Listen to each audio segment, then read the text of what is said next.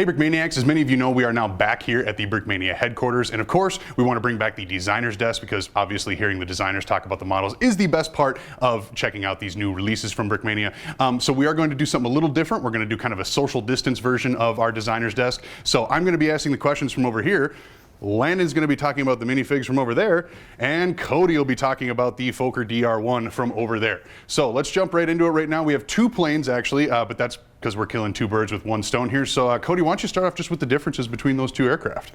I guess I'll start with the Hollywood edition, which is the black version here, because that's the one that I initially designed just because we're looking for an update for the Fokker DR1, the triplane.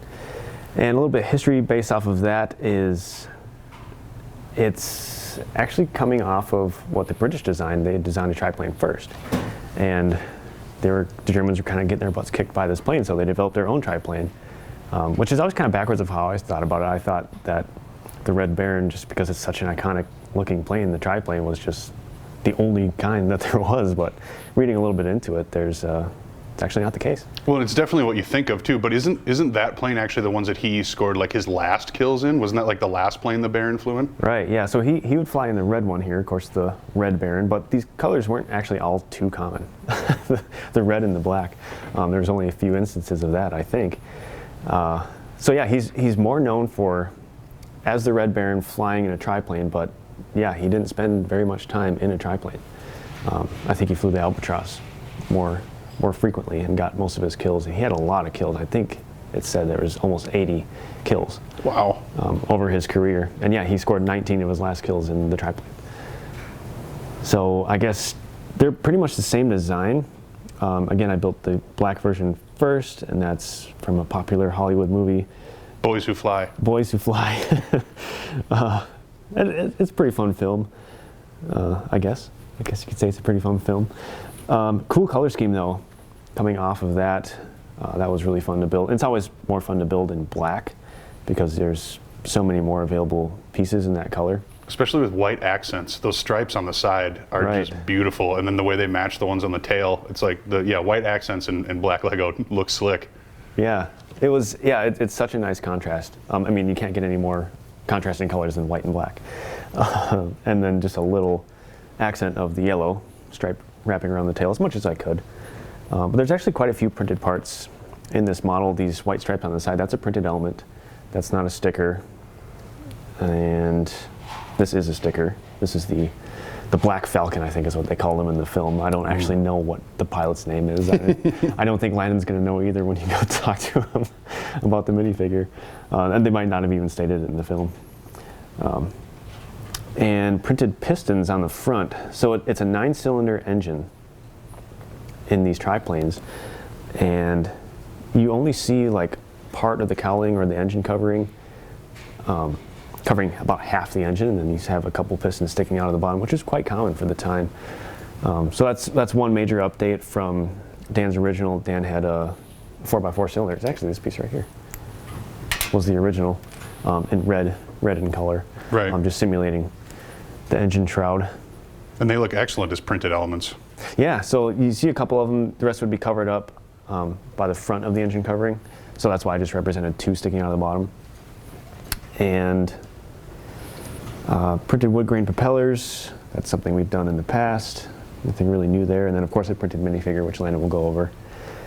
So spinning off of this one, okay, I'll talk about the ailerons here are positionable on the tops of the wings. Love that playability because they're both super solid models too. Those wing connections are really sturdy. That was probably the most fun aspect of designing the plane, was making it connect the top wing all the way to the bottom wing.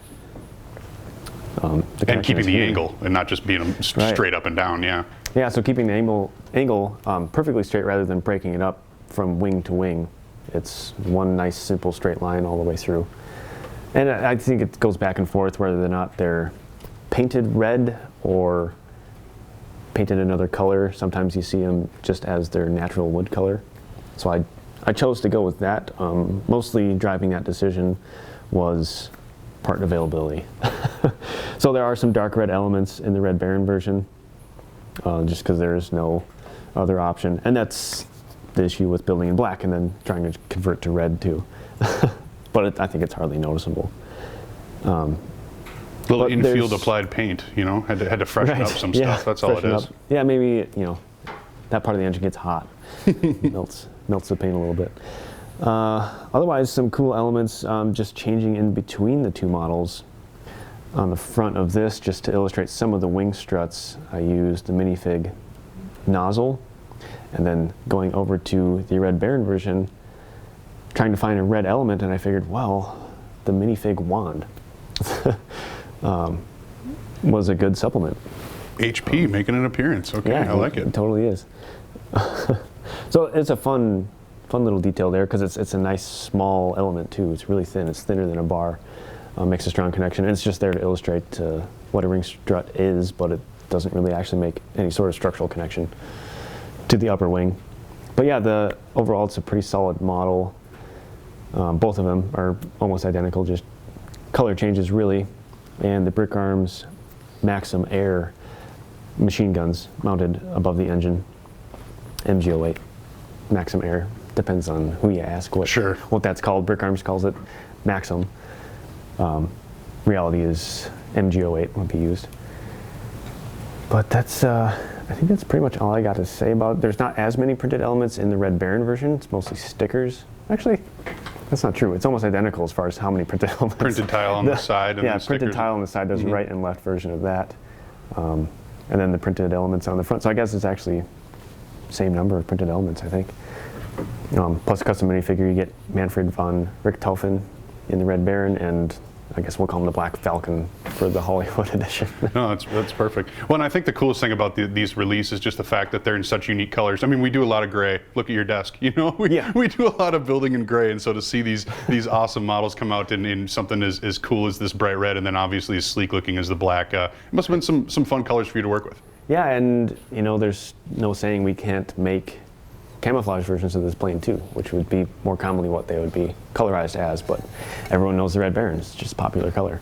And we figured we would do the Hollywood edition because we made the Hollywood edition of the Newport 17. So more to come on those.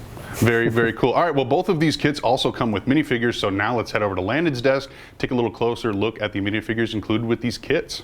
Yeah, that's right. These are the two minifigures for the two different kits. Let's start with the Black Falcon.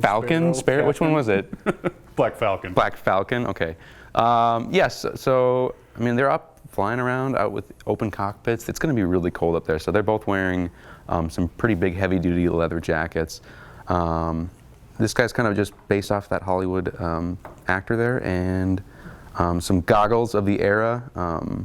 It was kind of cool that it's like some sharper, almost pointier looking goggles that really made him look like a villain. So I was trying to capture that. And then jacket's pretty simple. The boots are pretty simple as well. And then of course you get a little rubber band to simulate that scarf. So it's kind of a nice technique we've been using for quite a while. Well, and not to like put you on the spot here, but pointing out the juxtaposition between these two, do you prefer the goggles on the minifig helmet, or do you like to be able to do the artwork of your own goggles? I think I actually really do like the Lego goggles quite a bit. It just as a kid, that was one of my more favorite pieces. But from like a design standpoint, it is fun being able to try and recreate the actual like historical real life goggles. So it's both. Okay. I think neither one is good or bad. It's just well, they both look good. So yeah. Just from a designer's, and it'd be interesting to know. It's kind of just a personal preference, or I don't know, whatever. Yeah, moving on to the. It's a Lothar? No, Manfred. Lothar's yes. brother, right? Yes. So this is Manfred von Richthofen, the Red Baron, and it was kind of just interesting looking over historical pictures to try and get that look down. Blue eyes like his brother. There's quite a few different iconic photos out there. So interesting that they're both brothers that both had some pretty amazing records for the time. So again, you have that really chunky leather jacket to keep you warm in those like flying around up there in the cold. So yeah. The boots are they appeared to be cavalry riding boots. Oh, interesting. I mean, they might have been Keep just you warm. Yeah, I don't know, something durable, maybe a bit warmer. I don't know if they're insulated. I'm assuming they're wearing some few layers of socks, maybe. I don't know. But both of them are actually fairly simple figures. But I think, I don't know, it's fun designing more simple minifigures, but then they still kind of capture the look pretty well. So. Well, sometimes less is more, right? Yeah, because they absolutely. only wore the gear they wore. You can't just add stuff to them because it looks cool. Right, they're literally just leather jackets and some boots. So, oops. So I hope you guys enjoyed the figures. Yeah, very cool. A couple of awesome minifigs. So that does it for the Fokker DR1 Designer's Desk. Make sure to let us know in the comments if you like this new format. I mean, we don't have a ton of choices with it because we got to keep distance from each other, but this is what we're going to try to do going forward. So let us know your thoughts, and make sure to pick up your restocks online on brickmania.com right now.